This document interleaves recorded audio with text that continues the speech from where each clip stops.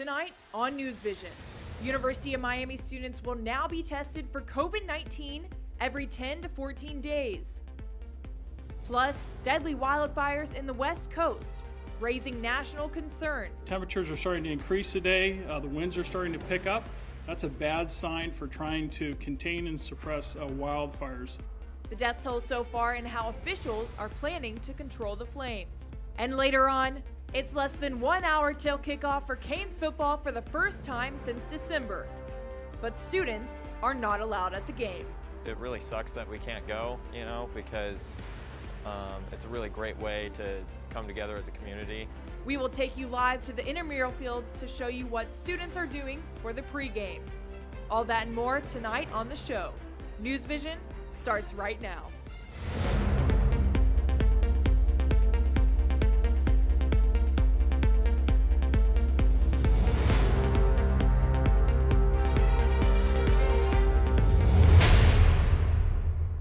Hello and welcome to the first NewsVision show of the fall semester. I'm Trayvon Howard. And I'm Cameron Dobbs. Thank you for joining us.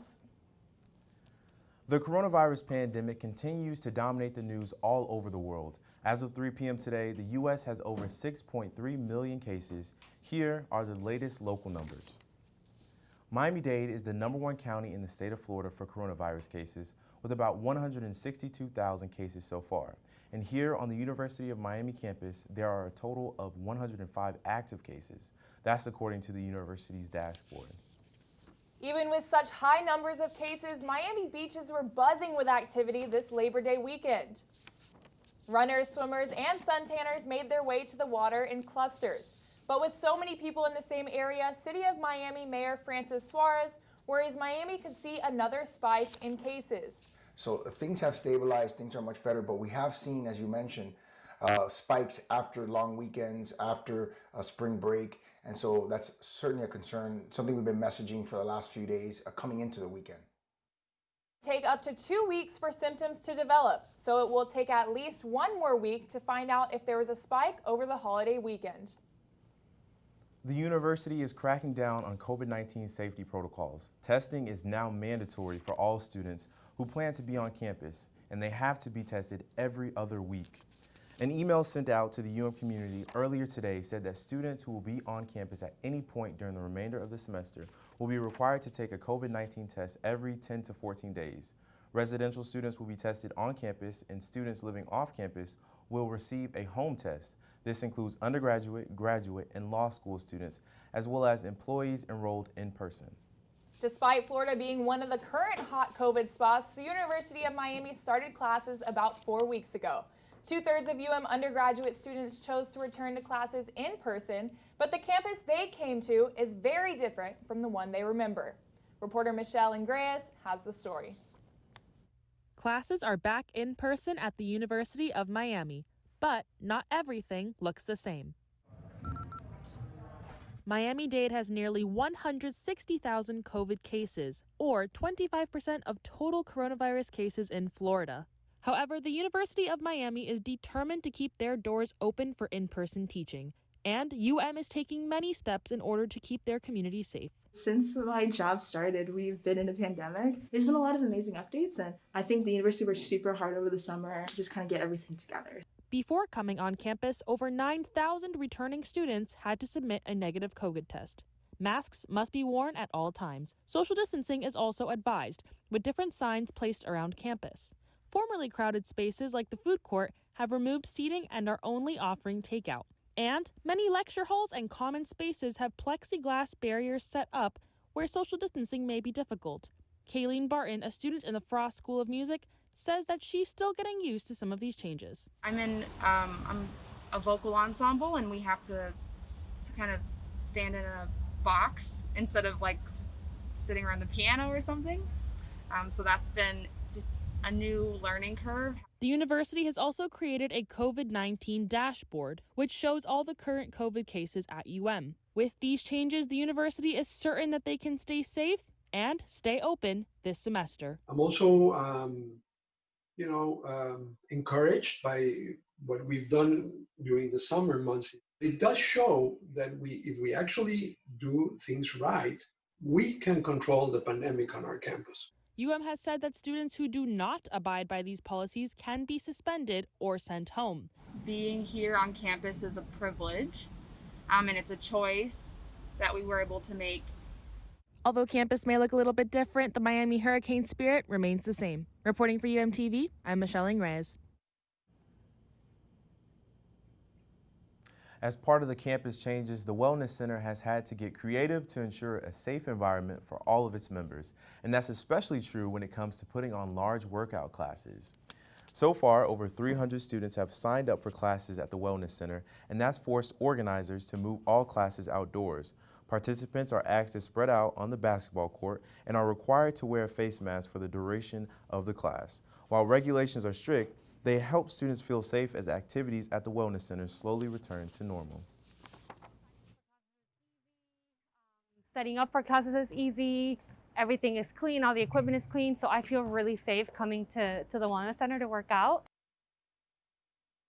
In joining socially distanced classes can sign up online or in person at the Wellness Center.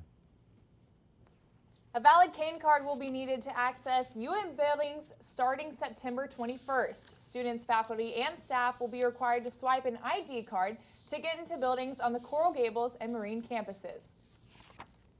says the reason for the new rule is to slow the spread of COVID-19. Students who do not have a cane card can pick one up on the first floor of the Student Services Building in Coral Gables. will offer new and replacement cards for free through September 30th. The policy will remain in effect until the end of the academic year. Some University of Miami students, faculty, and staff have been calling for the university to make changes to their reopening plan. A few days ago, dozens of them held a protest demanding new policies to protect teachers and staff. The gathering took place at the Rock where people were dressed in all black, carried signs and gravestones. Maintenance and facility workers demanded proper PPE, hazard pay, and a guarantee they will not be laid off or furloughed if the school goes online again. Meanwhile, graduate students and professors demanded an unconditional option to teach online without having to disclose underlying health conditions. Many have tried to voice their safety concerns to the university, but feel their worries are being ignored. We delivered, the faculty and graduate students delivered a petition of nearly 600 signatures over the summer, demanding that people who are teaching be allowed to decide for themselves whether to teach remote or in person. That petition went completely unanswered. Basically, I have two options. I can either go without my pay and I would have to stop my program because I can't afford to go here without my stipend and my tuition remission, or I could keep my tuition remission and be forced to teach in person. So that's what I had to do. Protesters are hoping to bring awareness to these issues and put added pressure on the university to meet their demands. has not responded to a request for comment at this time. And that's not the only protest that took place on campus recently. This week, some professors in various departments such as philosophy, journalism, and religion participated in a nationwide scholar strike. The scholar strike was organized as a way for academic professionals to make an impact, using education as a tool in the fight against racial injustice. The director of the university's Learning Commons, Roxanne Pickens, along with other members of UM's American Association of University Professors, helped put together the strike for the community. Having a moment like this, having 2 days, in fact, where we can notice, can see, and be aware of the hard work that many of our colleagues, wherever they stand in the kind of identity spectrum, are doing the work of racial justice, was really heartening. I came upon her late. Who participated in the strikes dedicated class time to educate their students on racial issues while providing an open conversation for discussion to encourage students to share how they felt. And racial injustice was also the topic of the speech that Democratic presidential candidate Kamala Harris gave today during a campaign stop at the Florida Memorial University not far from here. That's right, Cam. She visited with her husband, Doug Imhoff. UMTV reporter Tyler Walsh joins us live now to tell us more about the visit. Tyler?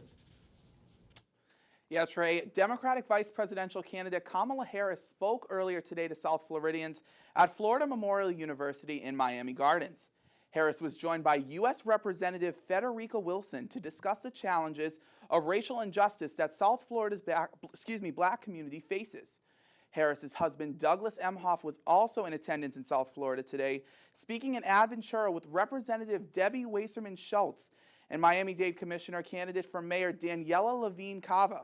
The three spoke about issues within the Jewish community, including anti-Semitism. Don't forget, UMTV will be here live on election night, November 3rd at 8 p.m. with the latest on the polls in the battle between Democratic presidential candidate Joe Biden and President and Republican candidate for President Donald Trump. Reporting for UMTV, I'm Tyler Walsh, sending it over to student weathercaster Jackson Dill. Jackson, how are the tropics looking? Thanks, Tyler. The tropics certainly are active. Today actually is the peak of Atlantic hurricane season. You can see us today. We are at the top of that hump in terms of typical tropical cyclone activity. And here's the whole map showing all this activity in the tropics. We have two active tropical cyclones, Tropical Storm Paulette and then Tropical Storm Renee. Thankfully, these do not need to be a threat to the U.S., but then we have these couple systems in the Gulf of Mexico. These have a low chance of development.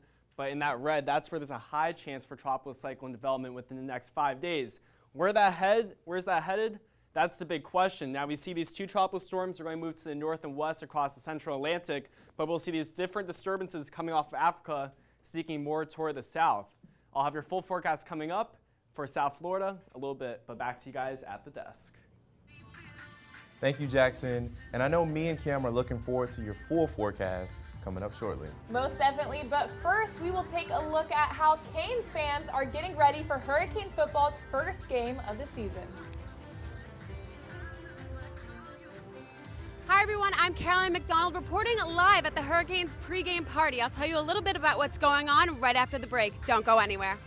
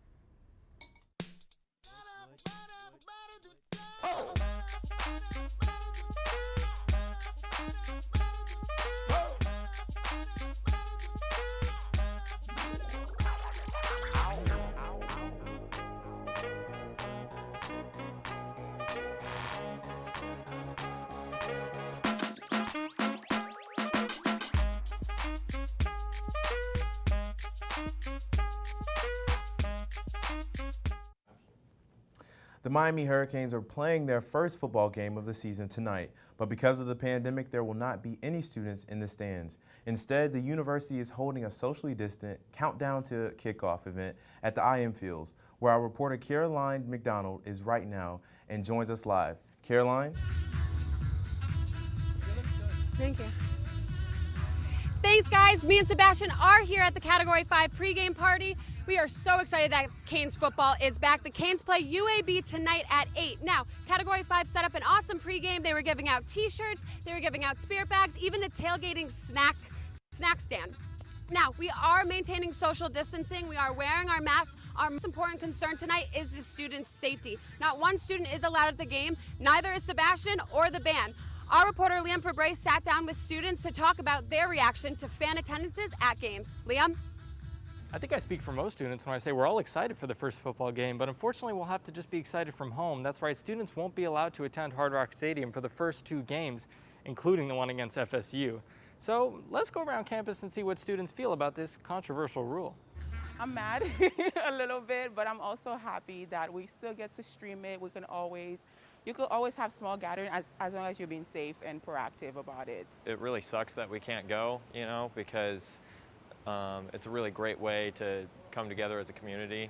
It's disappointing, but obviously with the situation, that's just what it is. But at least we are able to have the games versus it being canceled completely. I'm not necessarily a huge football fan, but I feel bad that a lot of the freshmen who are new to the school aren't able to experience, college and football like, you usually would in past years. So I I feel like that's kind of sad. It kind of sucks not being able to go to the game, but like it makes sense to keep everyone safe and stuff, just for, you know, safety precautions. It was an experience that like I wanted to have with my friends, so it is upsetting that the games are canceled. Yes. The game kicks off in a little bit less than an hour. I'm Kelly McDonald reporting live. I'm going to kick it back to Jackson Dill in the studio with weather. Jackson? Thanks so much, Caroline. The forecast for game day this evening is looking great. Expect pretty clear skies. It's going to be nice and dry. A few clouds around. Temperatures will be in the low to mid 80s, so perfect for the kickoff to the season.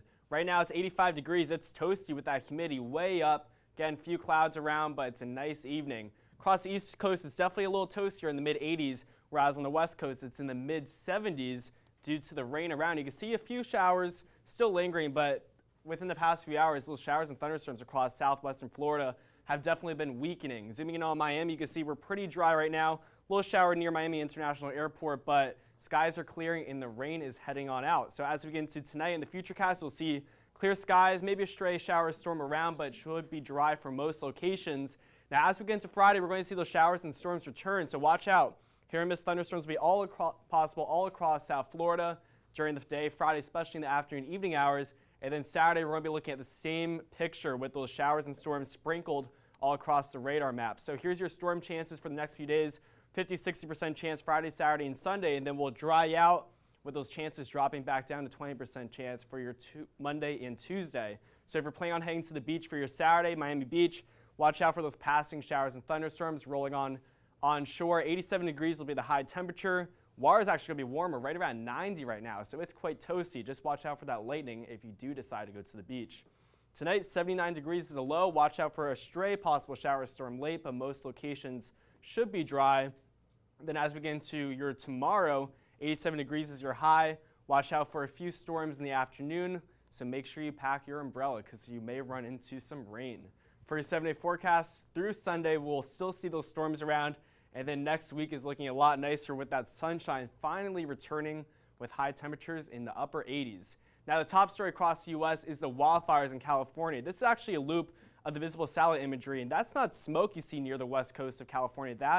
Those are not clouds, pardon me. That is actually smoke from the wildfires, and that's because of the hot, dry, and windy conditions that the area has been dealing with. You see, we get these strong winds funneling down through the valleys in the region, and also strong winds coming through and down the mountains. So that's a perfect setup for the wildfires, and unfortunately it's going to remain that way for the next several days. So unfortunately relief is not on the way for California. For the latest, here's my story.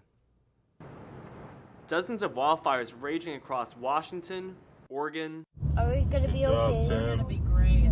and California. It was just raining ash on us. In the Golden State, more than 20 major fires are raging in a year that has already seen a record 2.2 million acres burned.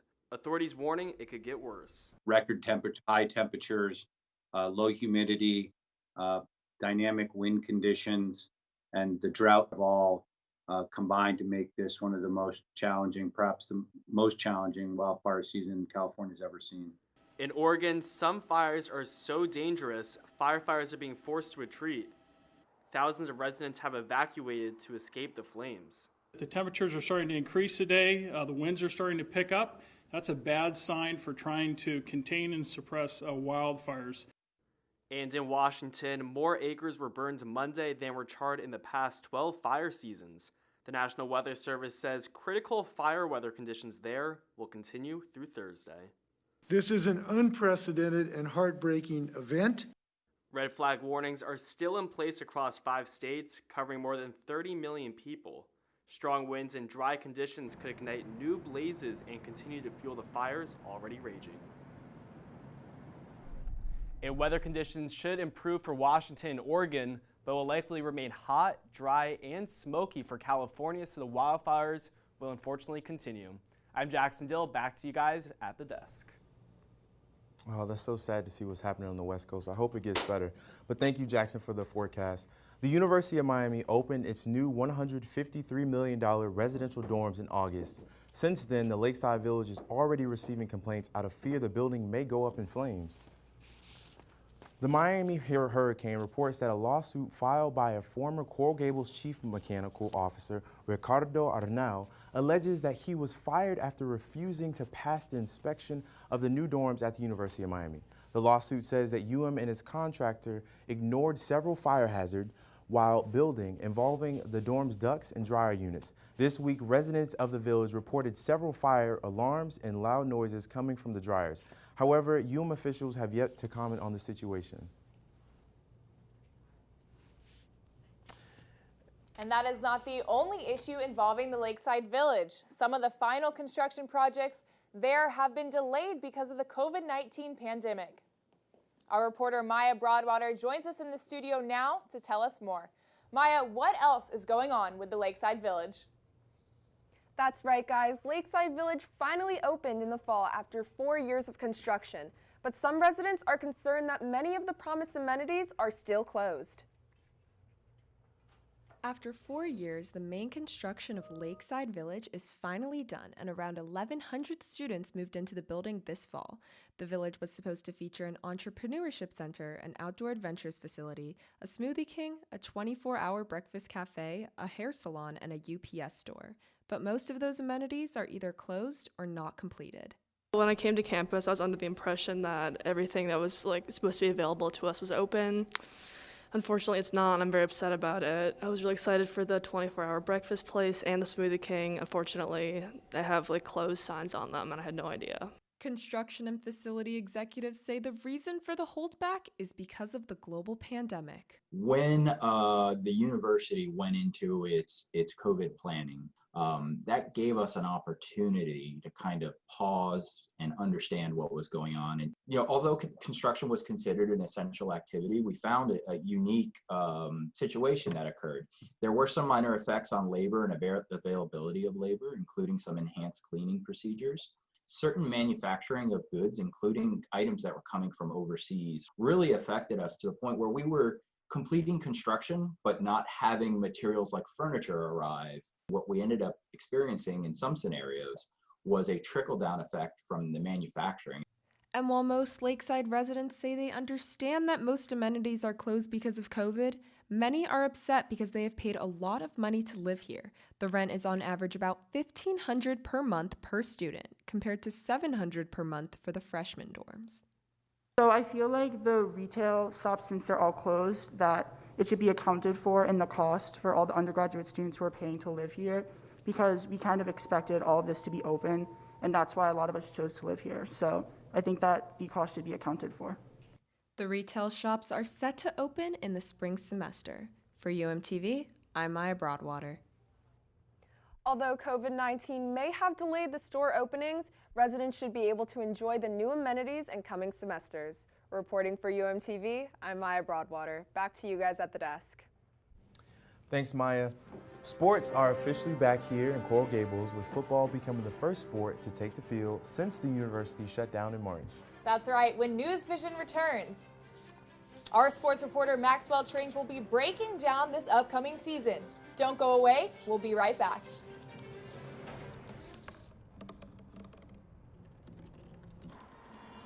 Everybody has a dream.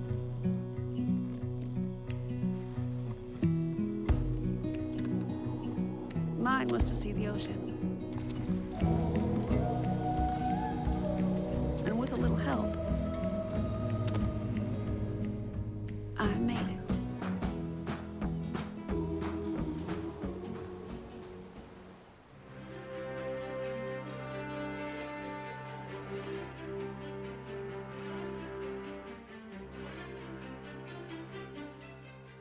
Welcome to Sports. I'm Maxwell Trink. A huge day for the Miami Hurricanes as they are just about to get underway at Hard Rock Stadium for their first game of the year.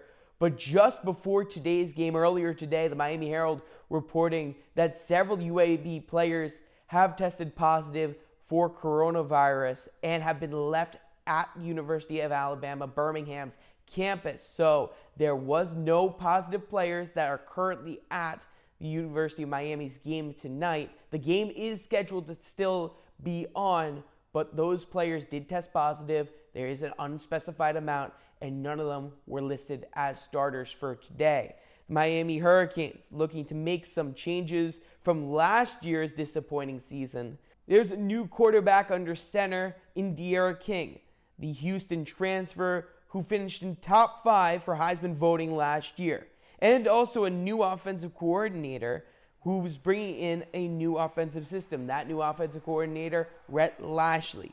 These changes, plus some upgrades on the defensive end, may be enough for Miami to compete against the tough ACC this year. But right now, the Miami focus is on opening night against UAB, and head coach Manny Diaz is ready for the competition. The conversations that have taken place with friends of mine in either in college football or in some other sports is just the dynamic of team this year, and how really important that is, and how important the connections of a team are this year, because again, you always say we're all counting on each other, but this year we know we are all counting on one another. And one of those upgrades that I was talking about earlier is defensive end Jalen Phillips, the former #1 recruit in the country, transferred over from UCLA. He's got some big shoes to fill, but tonight's his Hurricane debut, and he's ready to show what he's got in the tank. 3rd down and a mile. Another sack for Miami as Hornibrook ends up buried by Greg Rousseau. Look, it's 2020 and everything is fluid in this year. But we've talked with all of our guys. Not just the ones that are in Greg's situation, just all of our players. But just making sure we understand where their hearts are. Earlier this offseason, Manny Diaz and the Miami Hurricanes lost one of the best defensive players on the gridiron, DN Gregory Rousseau, who decided to opt out of the 2020 season due to COVID-19. While the ACC's Defensive Rookie of the Year will be missed, a new number 15 is set to make his Canes debut tonight, transfer Jalen Phillips. I never thought that I would have the opportunity to be out here, playing in Miami, and then also just being in the best physical shape of my life. Phillips was a 5-star recruit out of high school who played 2 seasons for the UCLA Bruins. But the junior wanted to make some changes, bringing him to Coral Gables. In his 1 year of redshirting alone, Phillips went from 225 pounds to 270, adding muscle to what many already call his freakish athletic ability. He's a special dude. I would put Jalen Phillips in the 99th percentile of any player I've ever coached as far as physical attributes. So the Canes might not have Greg Rousseau, but the storm inside Phillips is brewing, looking to be unleashed at Hard Rock Stadium this year. My focus right now isn't getting caught up in, am I going to be the next Greg, or am I going to fill these shoes? And, I kind of think the reaction like that was just kind of to reassure, some of the Canes fans, some of the people like, look, Greg might be gone, but you don't have anything to worry about. Jalen Phillips is starting tonight, so we'll see how he does against UAB tonight. But that's it for me. Reporting for UMTV, I'm Max Trank. Let's send it back into the studio. Thanks, Max. And for all those Jelly Bean and Willy Wonka fanatics out there, the next story is for you. Jelly Bean founder David Klein is making his retirement worthwhile by launching a nationwide special contest, and you could be the lucky winner. We'll tell you what you need to do after a short break.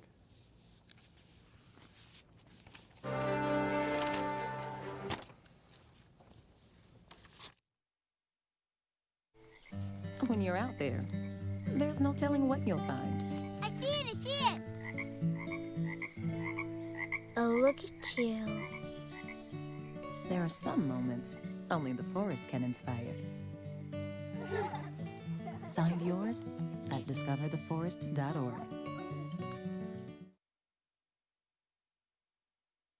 On NewsVision, the founder of Jelly Belly is hosting his own Willy Wonka-style treasure hunt. David Klein is launching a nationwide golden ticket contest, but instead of golden tickets, participants will have to look for necklaces hidden in jelly bean packets all across the United States. Verification codes on the necklaces will be their ticket to one of 2 prizes. Some winners will walk away with $5,000, and one grand prize winner will end up with their very own candy factory. I mean, how fun. I must say that Cam's Candy Factory does have a nice ring to it. Honestly, if you got Swedish fish jelly beans, I'm there. Well, that's all the time we have tonight on NewsVision. Thanks for tuning in. We'll see you guys next week on NewsVision. Have a good night.